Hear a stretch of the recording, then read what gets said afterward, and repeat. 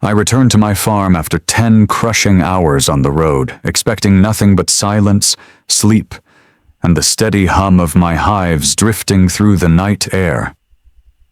Instead, the instant my tires rolled onto the dirt path, the world shifted sideways. My gate hung wide open, chain sliced clean through like a warning carved in metal. My headlights swept the field, and that's when I saw them. 4 silhouettes lurking on my land at nearly 2 in the morning, moving with the cocky precision of a power-drunk HOA cult acting out their home invasion fantasy. They slithered between my hives with chemical containers, staging toxins near the colonies like they were preparing to bury my life under a fraudulent environmental crime. They didn't know I was already here. They didn't know I could see the trespassing violation glowing in every movement they made. And they definitely didn't know my marine friend Maddox was parked less than 200 yards away, watching them through night vision lenses, recording every second with the calm patience of a man who's dismantled more dangerous operations than they could imagine. Before we move forward, drop a comment. Where are you watching from right now? My truck rolled a little farther, engine rumbling low, headlights cutting through their pathetic attempt at stealth. Claudette Ashford, the HOA president who'd spent months trying to suffocate my land under rules that did not apply to me, stood at the center of their little midnight cult. Her posture stiff, her arm raised, giving directives like a wannabe general controlling an army of clipboard parasites. But that's not even the half of it. 2 hours earlier, Maddox had texted me. Something's off. I'd brushed it off during the last stretch of highway, thinking it was just his marine instinct kicking too hard. Through the night air. Instead, the instant my tires rolled onto the dirt path, the world shifted sideways. My gate hung wide open, chain sliced clean through like a warning carved in metal. My headlights swept the field, and that's when I saw them. 4 silhouettes lurking on my land at nearly 2 in the morning, moving with the cocky precision of a power-drunk HOA cult acting out their home invasion fantasy. They slithered between my hives with chemical containers, staging toxins near the colonies like they were preparing to bury my life under a fraudulent environmental crime. They didn't know I was already here. They didn't know I could see the trespassing violation glowing in every movement they made. And they definitely didn't know my marine friend Maddox was parked less than 200 yards away, watching them through night vision lenses, recording every second with the calm patience of a man who's dismantled more dangerous operations than they could imagine. Before we move forward, drop a comment. Where are you watching from right now? My truck rolled a little farther, engine rumbling low, headlights cutting through their pathetic attempt at stealth. Claudette Ashford, the HOA president who'd spent months trying to suffocate my land under rules that did not apply to me, stood at the center of their little midnight cult. Her posture stiff, her arm raised, giving directives like a wannabe general controlling an army of clipboard parasites. But that's not even the half of it. 2 hours earlier, Maddox had texted me. Something's off. I'd brushed it off during the last stretch of highway, thinking it was just his marine instinct kicking too hard. I should have listened. He'd already spotted their reconnaissance. He'd already tracked their slow-moving vehicles creeping past my gate. He'd already logged the drone sweeping my hives like a vulture tracing its next meal. And now they were here, believing they were unseen, untouchable, protected by the fake authority of a board that had zero jurisdiction over my land. My headlights locked onto a container, one of them placed near my strongest hive. The label caught light. Hazardous waste, faded and filthy, the kind of prop that could ruin reputations in seconds if photographed from the right angle. Here's where everything blew apart. Maddox's truck roared to life behind them, high beams detonating across my field in a wall of white fire that froze every trespasser where they stood. They jerked toward the light, hands flying, containers dropping, shadows scrambling like rats caught in a grain bin. My phone buzzed. His voice came through calm, controlled, lethal. "Stay in your truck. I've got every second. Don't let them see you yet." Fury surged through me, but I held still, knuckles locked around the steering wheel as I watched Claudette bark orders into the air, her fake authority cracking under the sudden light. She tried to salvage control, shouting something about HOA inspection rights, as if any fabricated rule from her petty kingdom meant anything on land she did not own, did not govern, did not control. One of her goons grabbed the containers to run. Another bent down, scrambling to pull staged evidence out of the dirt. The secretary panicked and dropped forged documents that fluttered across the ground. Inspection notices, fake timelines, all the lies they planned to weaponize against me at dawn. And then, Maddox stepped out of his truck. 6-foot granite, military posture, camera raised. His shadow alone broke them. "Nobody move," he said, his voice cutting the night with parade ground precision. "You're trespassing, and you're all on video." The HOA mafia froze. Everything they thought they were, powerful, untouchable, righteous, crumbled under one sentence. Claudette staggered forward, squinting against the light, still clinging to her delusion of authority. "We have HOA emergency rights," she snapped. Maddox leveled her with one question. "Do you have a warrant?" Silence hit the field like a hammer. That was the moment the ambush snapped in half. They weren't just caught, they were finished. And as the panic rippled through them, as the containers lay scattered, as the fraud fell apart under the glow of Maddox's lights, I stayed where I was, calm, cold, unwavering, letting them drown in the evidence they planted with their own hands. They had no idea the night had only just begun. People assume moments like this erupt out of nowhere, like chaos just decides to land on your property one night and tear your life open. But nothing about this ambush was random. It was the final eruption of pressure that had been building for months under the surface, pushed forward by one woman who thought an HOA binder gave her the right to control land she didn't own, didn't understand, and had no jurisdiction over. To understand why she was standing on my property at 2 a.m. with a crew of wannabe enforcers staging environmental crimes, you need to know who I am, and why she had fixated on me like I was a threat to her power. My name is Everett Garrison, 41, biologist. 15 years spent researching native bee populations and ecological collapse before I finally bought this 5-acre piece of land on the outskirts of Meadowbrook. It was supposed to be a sanctuary, a place where science and solitude could coexist, where I could cultivate 12 colonies of native bees and grow a wildflower meadow that fed half the local pollinator ecosystem. I bought this land 7 years ago, 2 years before the HOA even existed. That detail was everything. It meant I was not, had never been, and could never be under their authority. My property was exempt, outside their borders, completely untouchable by their rules. And nothing infuriated a power-drunk HOA cult more than realizing they couldn't control someone who lived within sight of their streets, but beyond their reach. But that's not even the half of it. Claudette Ashford, the HOA president, had shown up at my door 8 months ago with a binder thick enough to choke a horse, and the energy of someone who believed she'd been divinely appointed to police the world. She launched into a speech about compliance, architectural uniformity, landscaping restrictions, and community-approved aesthetics. I listened politely, then told her calmly that she had the wrong house. I wasn't part of her association. The way her face tightened told me everything I needed to know.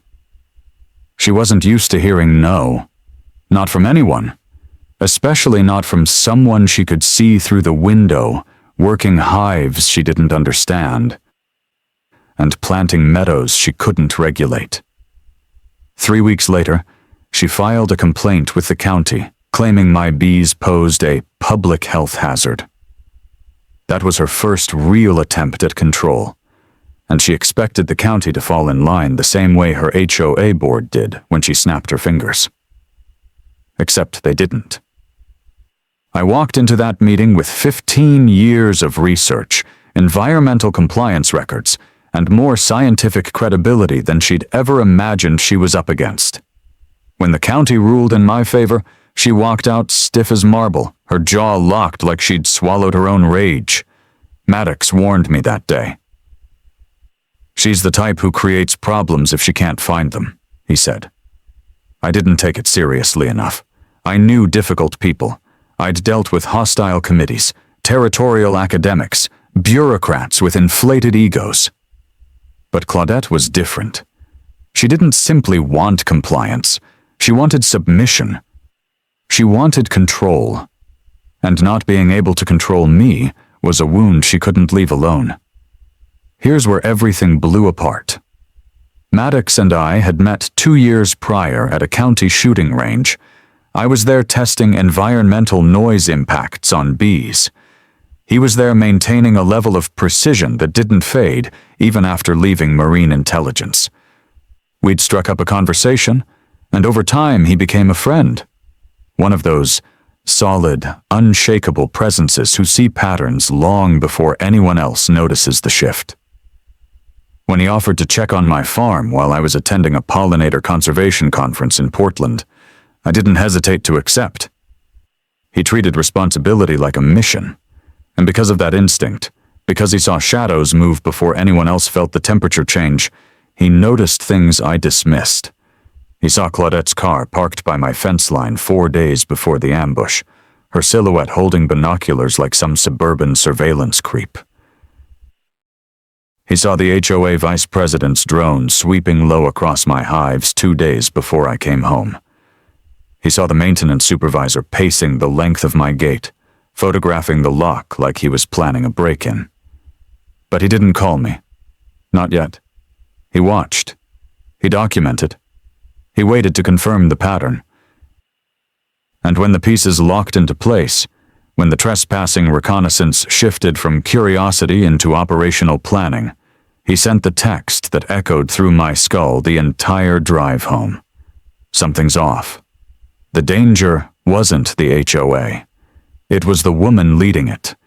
She'd transformed a volunteer neighborhood association into her own petty kingdom, a place where fear replaced cooperation and intimidation replaced rules. She acted like a self-appointed overlord, weaponizing bylaws that didn't apply to me, twisting neighbor concerns into tools, trying to expand her reach through paperwork and pressure. But when those tactics failed, when legal channels didn't bend for her, she escalated. She built a narrative in her head where she was the righteous protector of the community, and I was the defiant threat that needed to be neutralized. And in that twisted narrative, she gave herself permission to do what she did next. Maddox once told me people with that kind of entitlement don't start with felonies. They grow into them. Slowly, predictably. The HOA meetings, the complaints, the surveillance, the drone passes, those weren't isolated events. Those were steps in a staircase she was building for herself, one that led down into the place she ended up standing the night I came home, on my property, with chemical containers, with forged documents, with bolt cutters, with the arrogance of someone who believed she was still in control, except by then her plan was already collapsing. She just didn't know it yet. People think HOA boards are just neighbors volunteering their time, harmless committees who argue about mailbox colors and lawn heights. But Meadowbrook's HOA wasn't a committee. It was a hierarchy, a self-built pyramid with one woman perched at the top like a queen guarding a throne made of paperwork and fear. Claudette Ashford didn't run an association. She ran a miniature regime, the kind that convinced itself it held authority over everything it could see, and plenty it couldn't.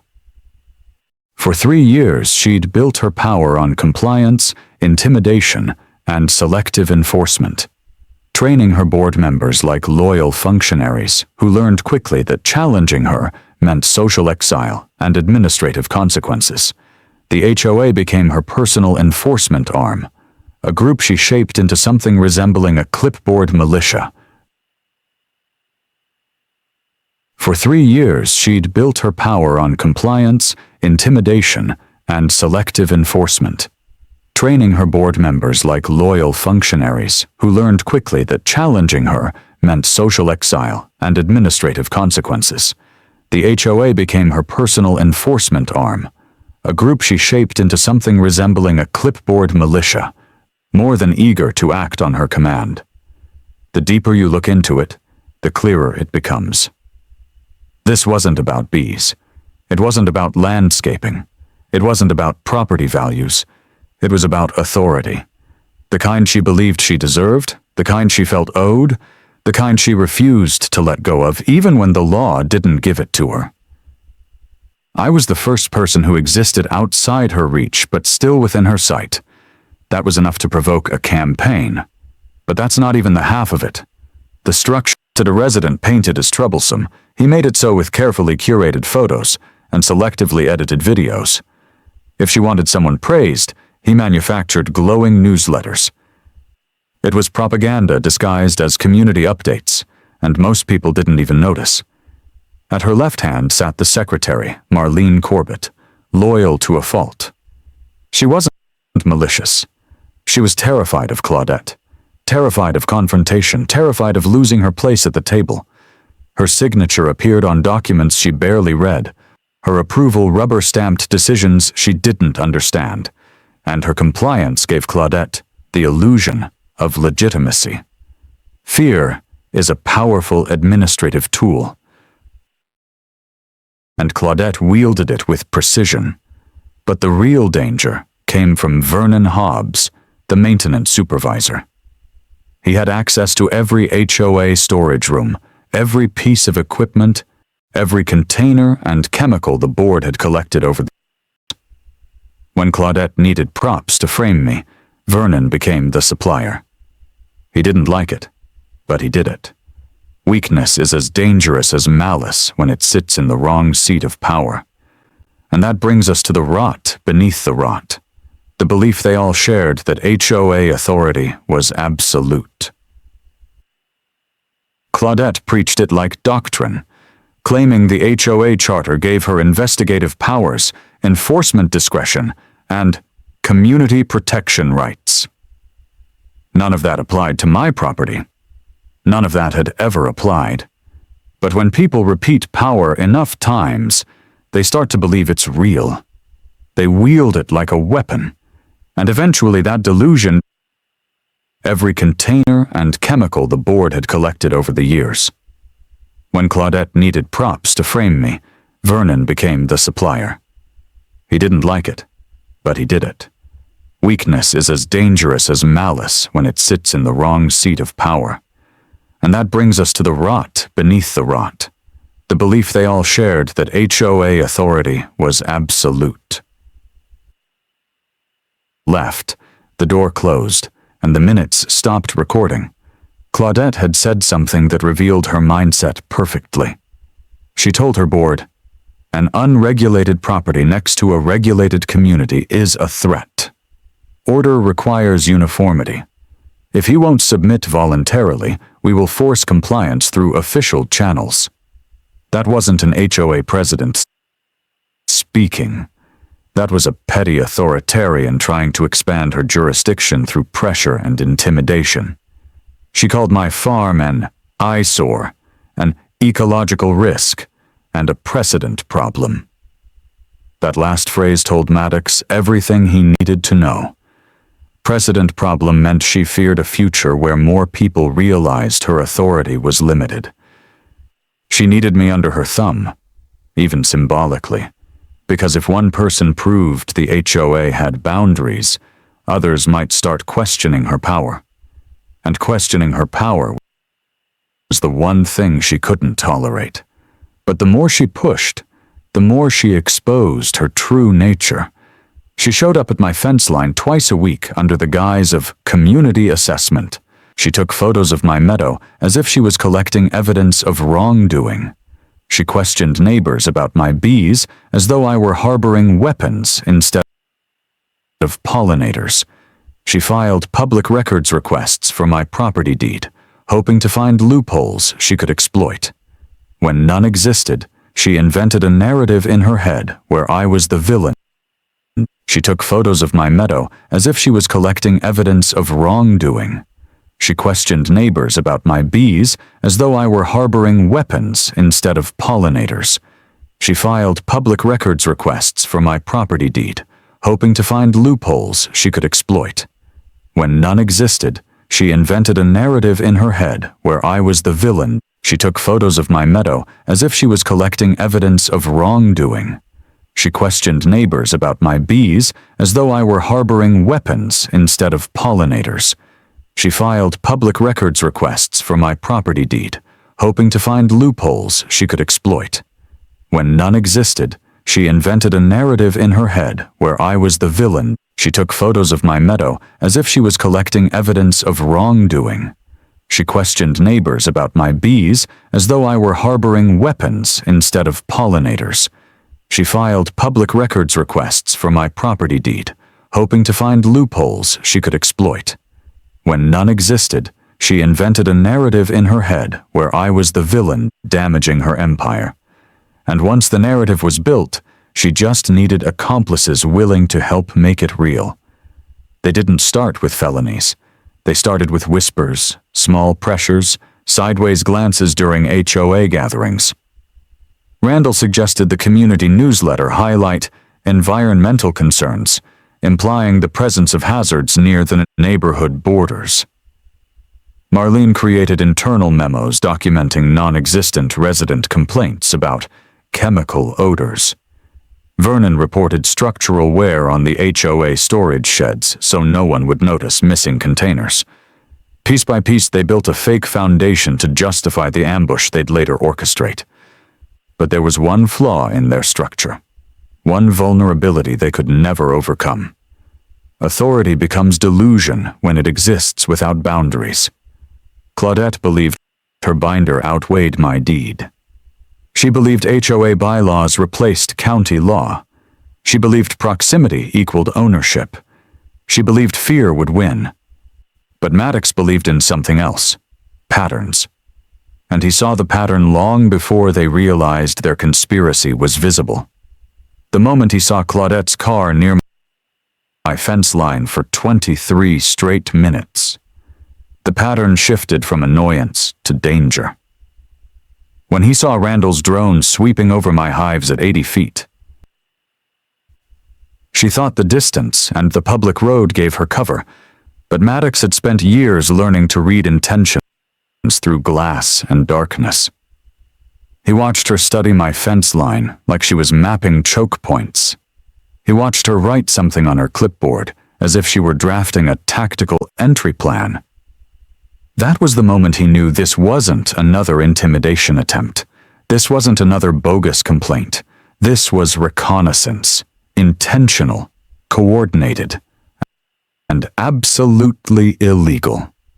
He didn't call me that day because he didn't want to derail my conference, but he went home and built a surveillance perimeter with the same precision he used overseas.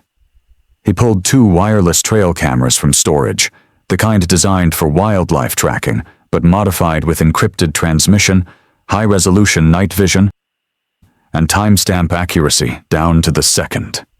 He mounted them 20 feet up in old oaks along my eastern fence line, the side least visible from my house, the side Claudette had been studying like she already knew it was her best point of entry. But that's not even the half of it. The cameras went live Monday at noon. By 6:47 p.m., the first recording tripped the motion sensor. Vernon's truck, slow, deliberate, crawling past my gate at 5 miles per hour, pausing long enough for him to lean out the window and photograph my lock. Maddox zoomed the footage, confirmed the plate number, cross-referenced it with HOA maintenance records, and added it to the log. At 8:03 p.m., the second camera caught Randall's drone sweeping low over my hives, hovering in angles designed to capture incriminating footage, aerial shots meant to paint my farm as a hazardous waste site. Maddox didn't just record it. He identified the drone's FAA number through frame-by-frame enhancement and tied it directly to the HOA vice president's registered equipment. The pattern was no longer speculation. It was evidence, hard, time-stamped, irrefutable. Here's where everything blew apart. Maddox parked his truck in a concealed position at 10 p.m. Monday night, settling in for a long surveillance watch. He logged weather, visibility, ambient noise. He synced his devices. He prepared for the moment he knew was coming. At 11:50 p.m., the vice president's SUV made a slow pass. At 12:02 a.m., it returned from the opposite direction. A staging maneuver. A sweep for witnesses. A confirmation that the road was clear. By 1:17 a.m., Vernon's truck joined it. 2 vehicles, 4 suspects, lights off, engines idling. Maddox watched them distribute equipment like soldiers preparing for a breach. Then they moved. They parked 70 yards from my gate. 4 shadows stepped out carrying bags and containers. A sweep for witnesses. A confirmation that the road was clear. By 1:17 a.m., Vernon's truck joined it. 2 vehicles, 4 suspects, lights off, engines idling. Maddox watched them distribute equipment like soldiers preparing for a breach. Then they moved. They parked 70 yards from my gate. 4 shadows stepped out carrying bags and containers. Maddox zoomed in, faces confirmed, identities unmistakable.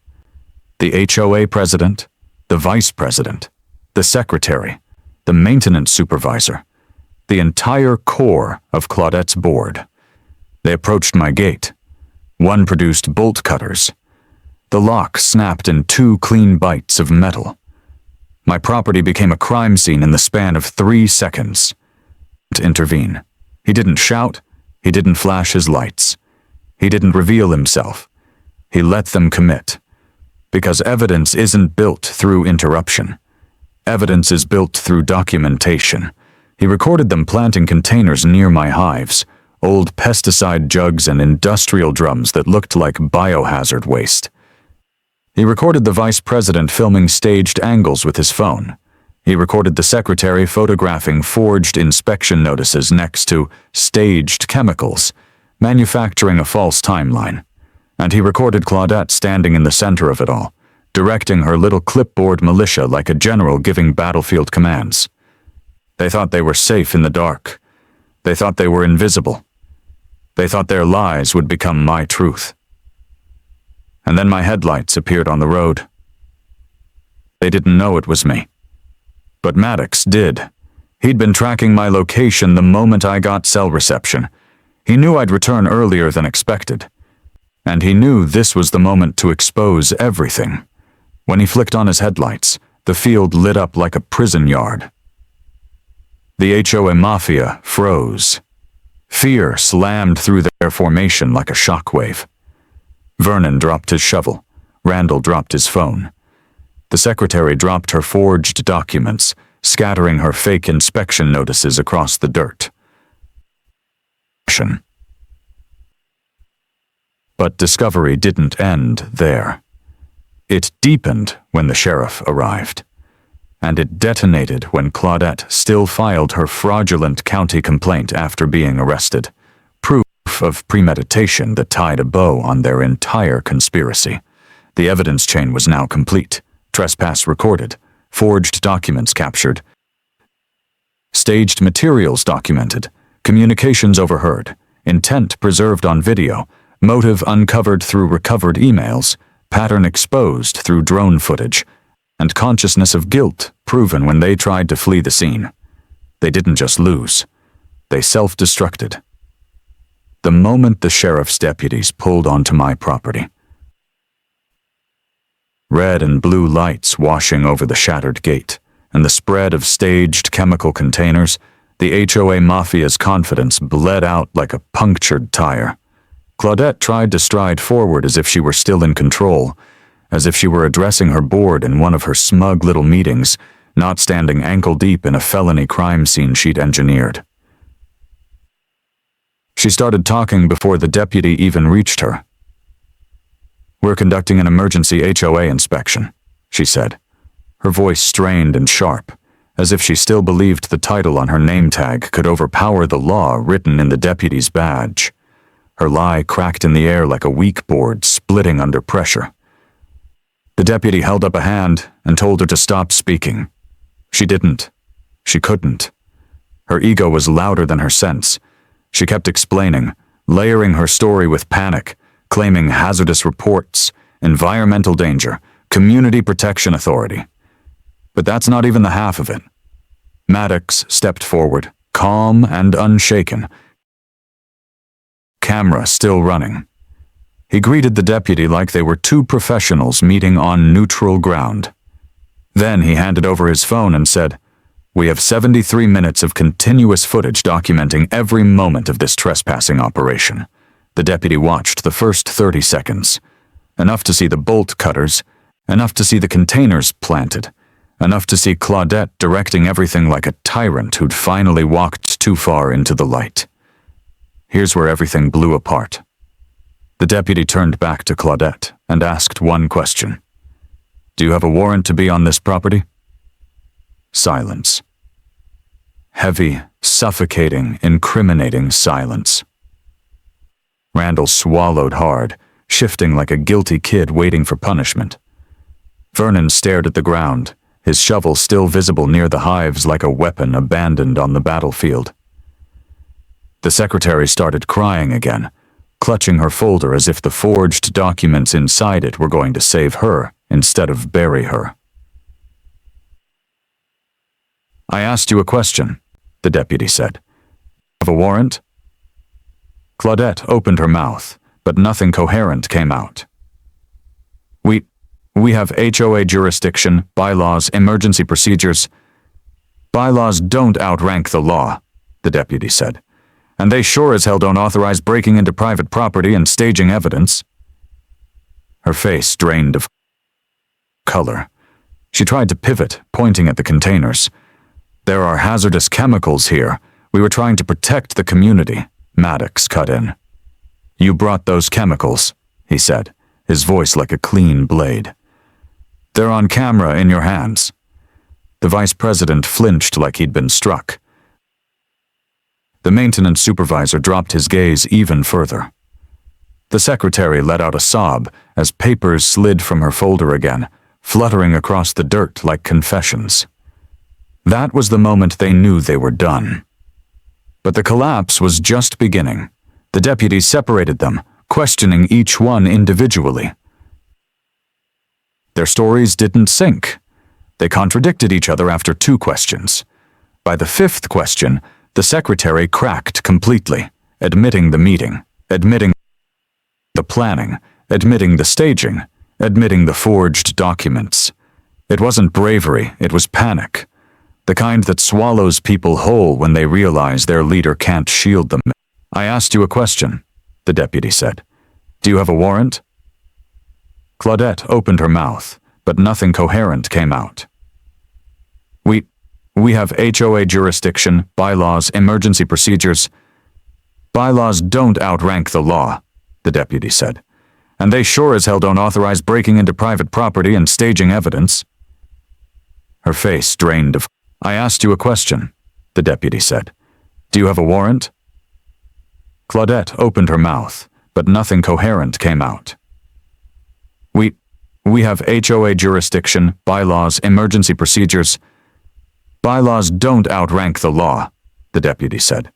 "And they sure as hell don't authorize breaking into private property and staging evidence." Her face drained of color. She tried to pivot, pointing at the containers. "There are hazardous chemicals here. We were trying to protect the community," Maddox cut in. "You brought those chemicals," he said, his voice like a clean blade. They're on camera in your hands." The vice president flinched like he'd been struck. The cut gate lock, the containers, the fresh holes dug near the hives, the scattered forged forms. The HOA president caught in the center of it all, like a spider trapped in her own web. He made the announcement with no emotion at all. "All 4 of you are being detained for criminal trespass, evidence tampering, conspiracy to commit fraud, vandalism, and pending review by the district attorney for additional charges." Claudette erupted. Not with denial, not with fighting. No, she erupted with outrage. The kind of outrage only a power-drunk fake authority displays when the real law finally steps in. "You can't arrest me," she shouted.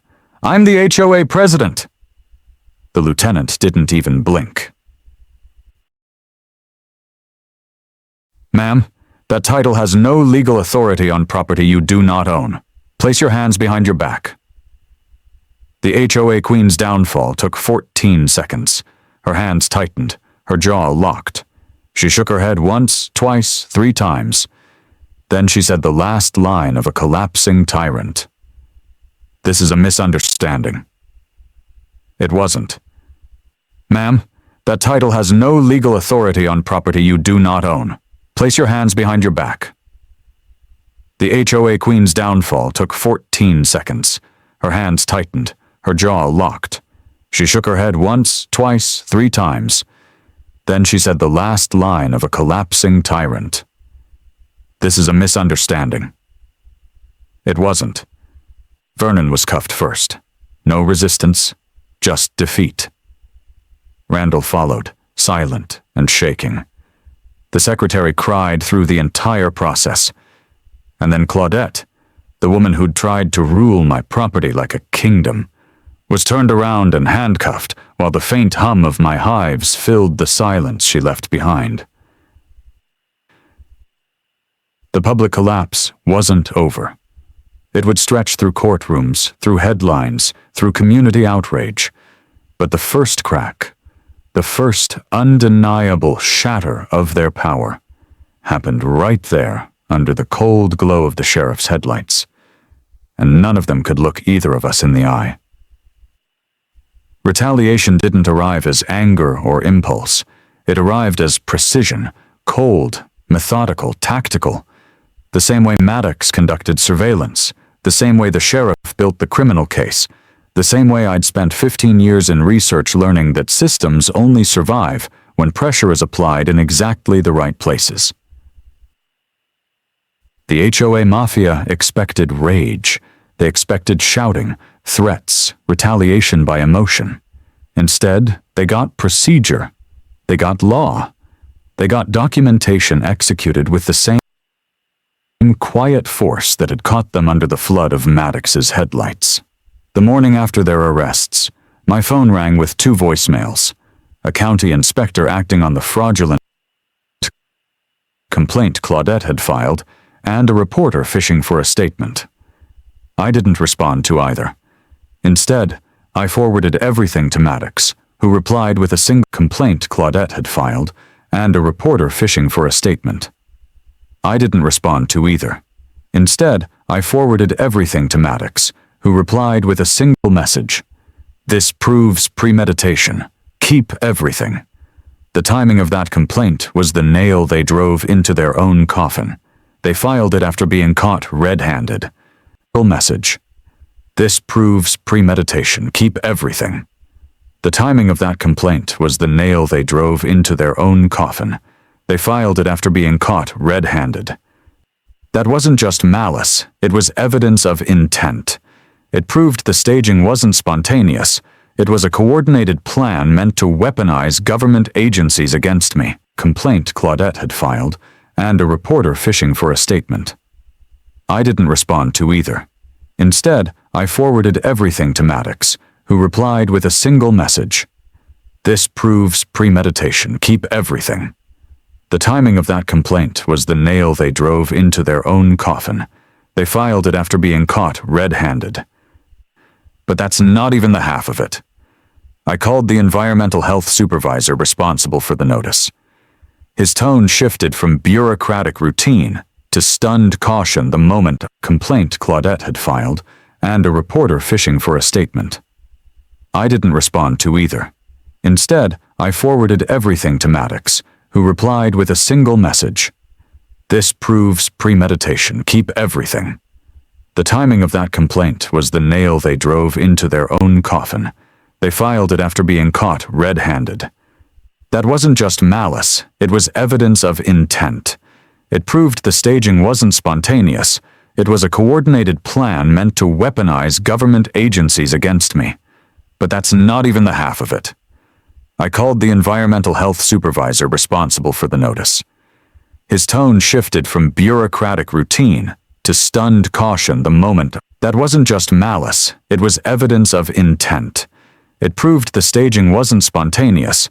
It was a coordinated plan meant to weaponize government agencies against me. But that's not even the half of it. I called the environmental health supervisor responsible for the notice.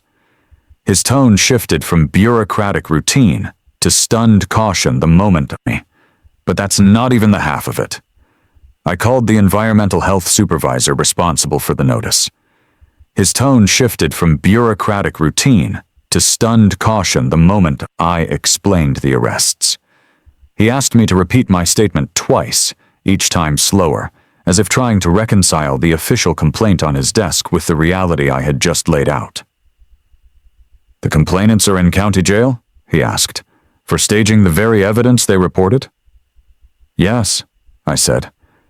And I have 73 minutes of time-stamped footage. I explained the arrests. He asked me to repeat my statement twice, each time slower, as if trying to reconcile the official complaint on his desk with the reality I had just laid out. The complainants are in county jail? He asked, for staging the very evidence they reported? Yes, I said. And I have 73 minutes of time-stamped footage documenting everything. Silence stretched across the line. An entire institution adjusting to the weight of a massive documented fraud. We are placing this notice on immediate administrative hold, he finally said. Please provide your evidence to the sheriff's office. We will cooperate fully. One agency neutralized. The HOA president, who refused to admit wrongdoing. She tried everything to stop the avalanche. Motions to suppress Maddox's videos. Claims that his surveillance was militaristic intrusion. Arguments that HOA boards held special investigative authority, even attempts to assert quasi-government immunity. Every attempt failed. Every defense broke. Every legal maneuver was denied on record. Her last refuge, her image as a community leader, died the day the judge ruled Maddox's footage admissible. Citing state law, trespassers have no expectation of privacy. The expert retaliation wasn't loud, it wasn't violent, it wasn't emotional.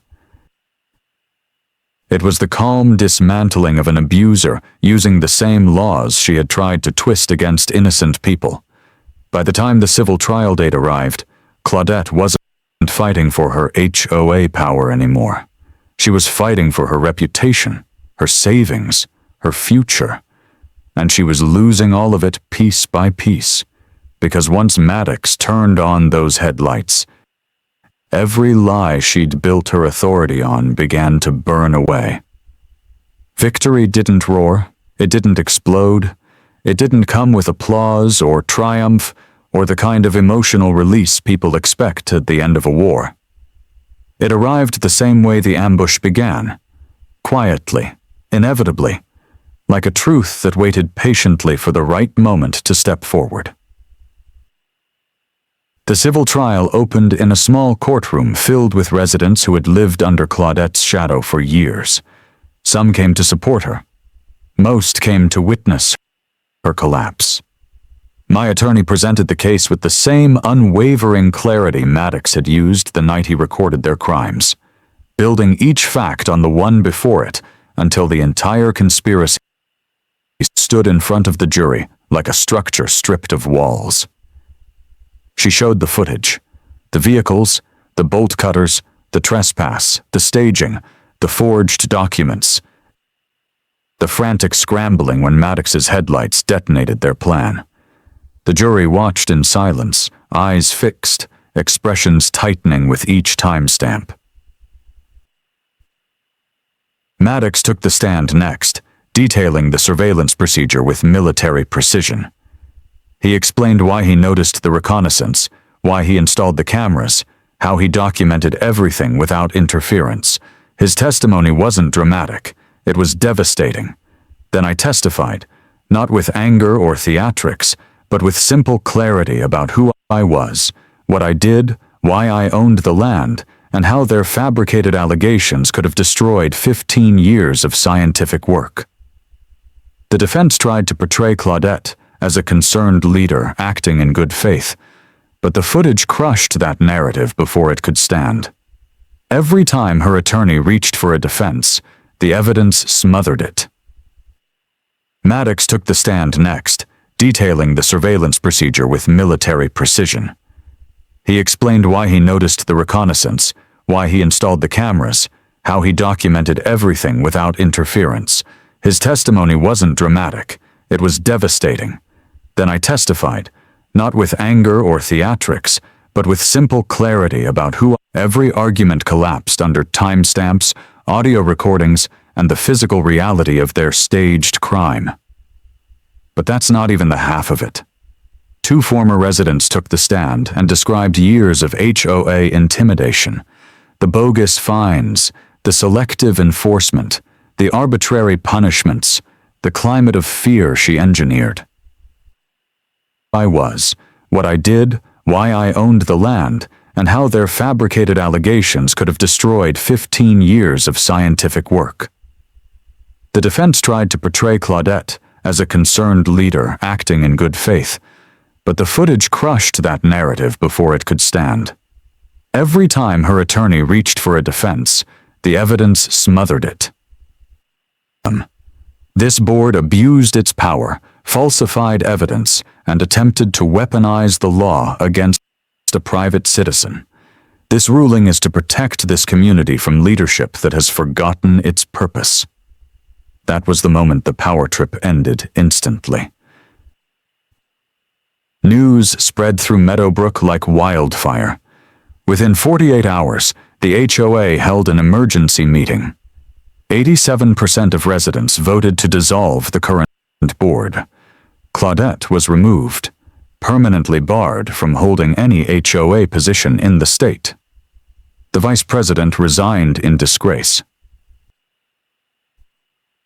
The maintenance supervisor resigned under pressure. The secretary completed her community service teaching children about environmental responsibility. The irony almost poetic. Government agencies closed all fraudulent complaints. The county issued a written apology. The sheriff's report sealed the truth into permanent public record. And the HOA, now under new leadership, sent me a formal apology signed by 42 residents who wanted distance between themselves and the regime that had tried to bury me. My settlement money rebuilt my fence with commercial-grade security, upgraded every camera system on my property, expanded my hives, restored my meadow, and funded a legal defense program for other homeowners targeted by abusive associations. But the real victory didn't arrive in courtrooms or payments or apologies. It arrived on a quiet morning in May when Maddox and I stood on my porch with coffee in our hands, watching 20 thriving colonies rise with the sun. The wildflower meadow stretched across 2 acres in full bloom. Poppies, lupins, cream cups, and 1,000 honeybees moving between them in perfect natural order. "This is what order actually looks like," Maddox said. "Not forced, not fabricated, balanced." He was right. Real order isn't built on rules or threats or authority. It's built on respecting boundaries, something the HOA mafia could never understand. A week later, I received an email from a woman in the next county facing the same kind of HOA abuse I'd endured. She asked how I survived it, how I fought, how I proved the truth. I forwarded her to my attorney and sent her the legal defense fund information. Then I typed the advice I'd earned the hard way. Gather evidence. Stay calm. Trust the process. Let the truth prove itself. That evening, I walked the edge of my property, stopping at the fence line where the ambush had begun. The field was peaceful. The hives were quiet. The air smelled clean and sweet with blooming clover. Meadowbrook lay still on the other side, rebuilding, rethinking, recovering. The woman who had tried to invade my property under the illusion of authority was long gone. Her power dissolved. Her reputation was erased. Her legacy was reduced to a footnote in a lawsuit she created with her own hands. I didn't celebrate. I didn't gloat. I didn't need to. I simply stood there, feeling the weight of the last 8 months lift off my shoulders, replaced by something colder, quieter, and far stronger.